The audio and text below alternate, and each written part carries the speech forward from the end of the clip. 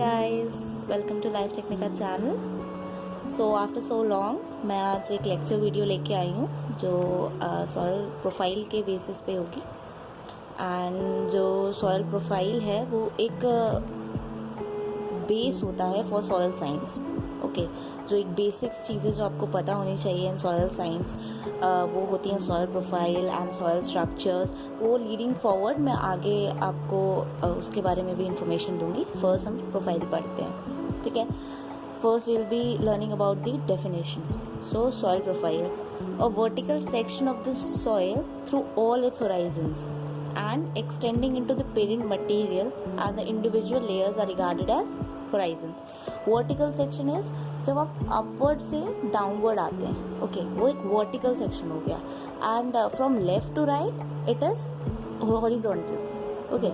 so जब आप upward से downward आते हैं तो बहुत सारे sections में divided होता है। हमारा जो होराइजन्स होता है उसको हम होराइजन कहते हैं। जो सेक्शंस में डिवाइडेड है, सेक्शंस के नेम होते हैं like O, A, B, E, C and last होता है बेडरॉक। सो इन सेक्शंस में डिवाइडेड होता है। इस पूरे वर्टिकल सेक्शन को जो हॉरिजॉन्स में डिवाइडेड हैं इसको हम कहते हैं सॉइल का प्रोफाइल, ठीक है।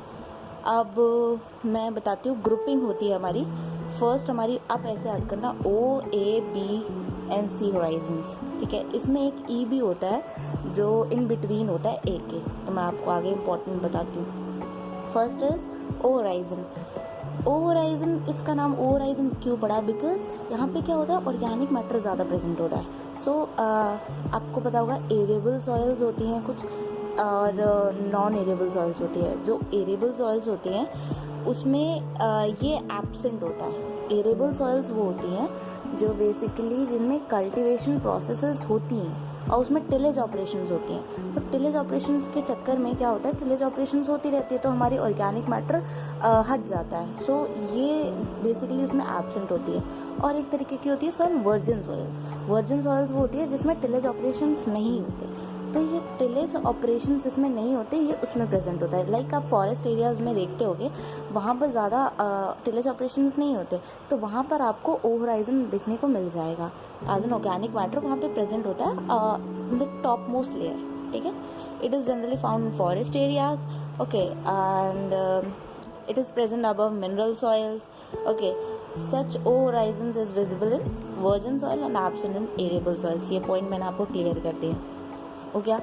O हो गया। And then second is A। इसको हम इलुवियल होराइजन क्यों कहते हैं, ठीक है। इलुवियल क्यों कहते हैं? बिकॉज इसमें हमारा E का भी एक पार्ट होता है। ये भी 3 पार्ट में डिवाइडेड होता है। ए होराइजन A1, A2, A3। जो A1 होता है उसमें क्या होता है, हमारे जो कुछ ऑर्गेनिक मैटर ऊपर के होते हैं ओ होराइजन में वो थोड़े बहुत मिक्स्ड होते हैं A1 होराइजन में। तो क्या होता है उसके वजह से ना वो थोड़ा डार्कर कलर देता है एज़ कम्पेयर टू नीचे के होराइजन्स। तो वो थोड़ा डार्क कलर का हो जाता है हमारा A1 horizon. It is upper most horizon soil horizon rich in organic matter. Rich in organic matter क्यों? बिकॉज थोड़ा बहुत ऑर्गेनिक मैटर मिक्स रहता है with minerals. And then A2 horizon is E horizon. E का क्या importance है?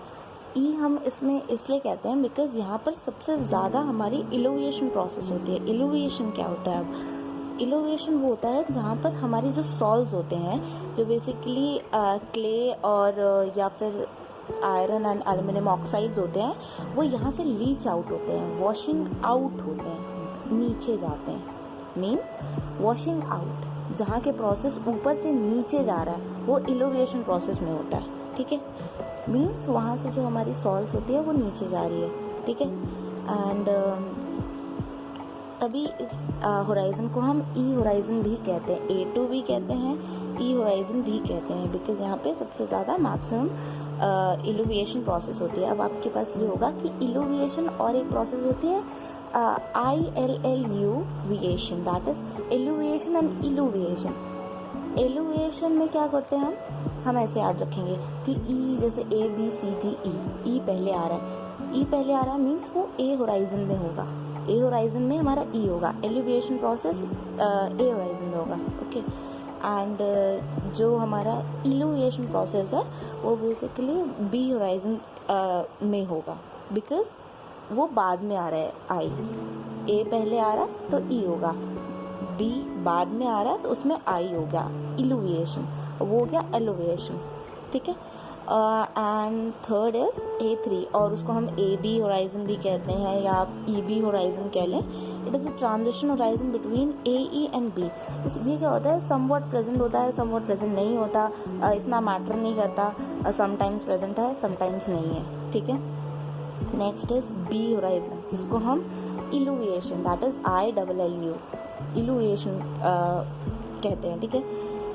इसमें क्या होता है, वॉशिंग इन, उसमें से आउट हो गया, ए होराइजन से आउट हो गया एंड बी में इन हो रहा है, वॉशिंग इन।